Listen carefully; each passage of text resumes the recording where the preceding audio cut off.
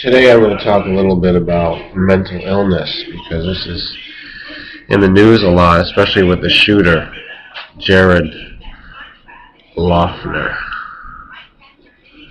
Do you think he was mentally ill? And if so, do you think that you are not mentally ill? Is it the way that we wear clothing? Is it the way I wear my winter hat inside a room? Is it the way I wear my turtleneck? Is it the way I brush my hair? Is it the way I don't shave every day? Is it the way that I talk? Is it the subjects that I bring up? Do I make you uncomfortable? Are you afraid of me? That's what's on my mind today for the general viewer out there and all my loyal subscribers. If I don't hear from you, I get to miss you, but I don't get emotionally distraught over such things. I don't get depressed. Sometimes I get more views, sometimes I don't. This is just one of those times that I have an upswing of activity and communications. But let's get back to this mental illness type of thing. Are we dependent on others to let us know how we're feeling mentally, how we're doing with our thought processes? Well, yeah, it's a little bit social, and it's a little bit from within, because who can judge anybody else? Who can determine it? The experts? The psychiatrists? You know, we have to point the finger at the industry itself, the psychiatric industry, because it is an industry. What psychiatry does, and I know this very well, and some of you may not like it, and in fact, some people very close to me don't like it, but the psychiatric industry is selling pharmaceutical drugs. That's what they do. That's pretty much all they do. And in the United States, as well as other advancing nations from Europe through Asia, Africa, South America, Australia, everywhere in fact, people are getting hooked on prescription medications for mental health reasons. Now, does this help them? Scientology will tell you that it doesn't, and Tom Cruise will tell you, as their spokesperson, as one of their well-known members, and a lot of people don't like that. I have people close to me who are friends who are on medication. I have people close to me who are the ones pushing the drugs, and they're in my own family. Okay, so that is a true factual background to this, but I'm not going to get into the specifics. I don't want to name any names. I don't want to out anybody or drop any docs in that case, because it's just personal and it's a private thing. But as for me, I am a public figure doing a public vlog and stating things for the record. I am not on any medication, never have been. It's been suggested many times in the past, even since I was a teenager. In adolescence, there was a lot of that, and today, with the adolescents in school, especially in the United States, the drugs are being pushed on them. Now, does this really create a mentally healthy population? Does this increase the quality of mental health? Does it? Does it really? Do you think so? Mental is derived from the mind, whether you see that linguistically or not, whether you atheist will admit that there is a mind and not just a brain. The mind is where we exist, and we use the body, the physical body, even the physical brain, the hands, extend as a tool into the world, and then we use secondary tools such as cameras, electrical devices, such as mouses, such as CDs, and DVDs, and whatever you want to call it. I was going to pull out a phone, but I can't find my phone right now.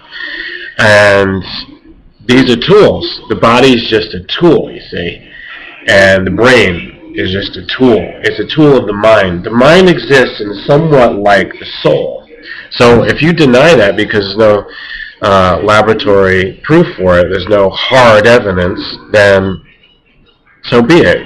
You just remain ignorant, and you can just be one of those stupid atheists. But the fact is that the mind is what we are. The mind is called the maker. It makes everything exist. And the mind is mental. It's our mentality. It's the level of existence that's called mental. We also have physical, we have spiritual, we have emotional, we have ethereal, all kinds of other levels, which I'm not going to get into right now. But the mind, the mentality, is being analyzed here by the media, by vloggers, by so-called experts, everybody. And my answer to this issue that we're facing, the issue of the mental health, is going to be shocking, because I'm serious. I'm not joking around. I think that the society I get criticized whenever I call silence on the set, but I have to do it. I have to keep everybody in line.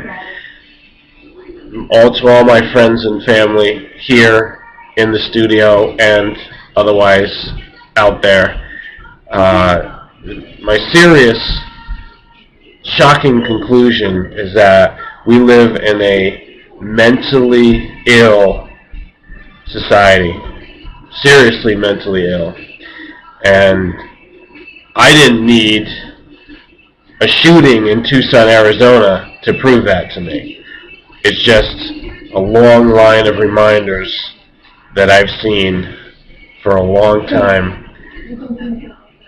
And I don't want to point the finger just at the shooter, because he's a victim just as much as the victims that he shot.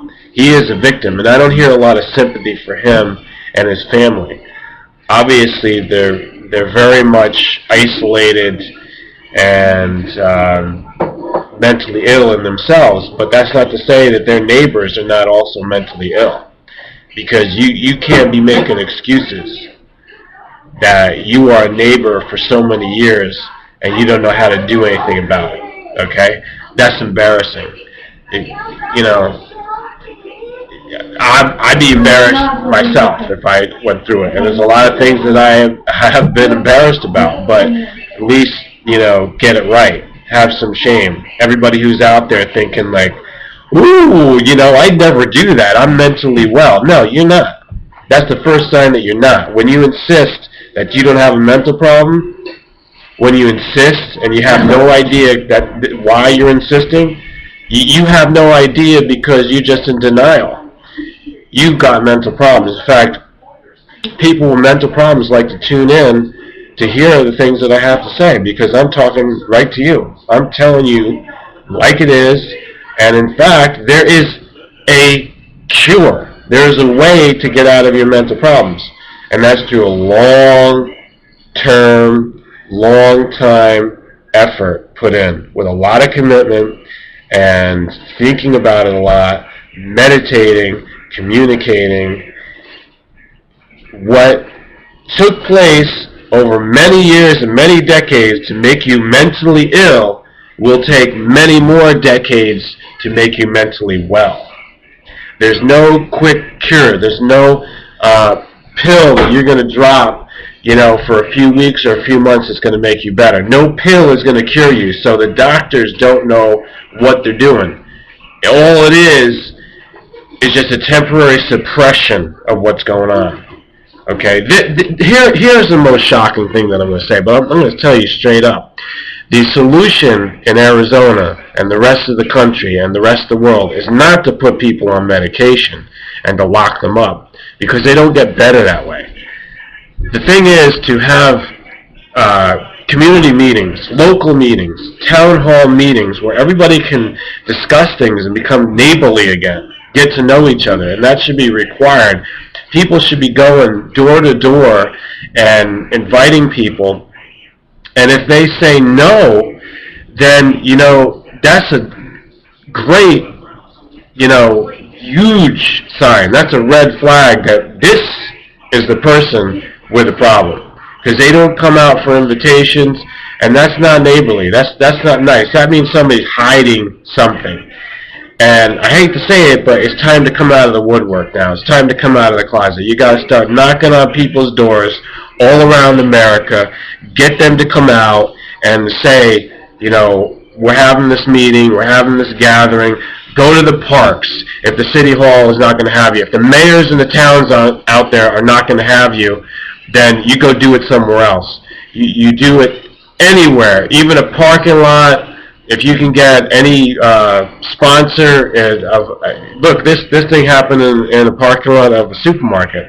It was a Safeway brand supermarket, but you could do it at a mall. People get together and walk around a mall. So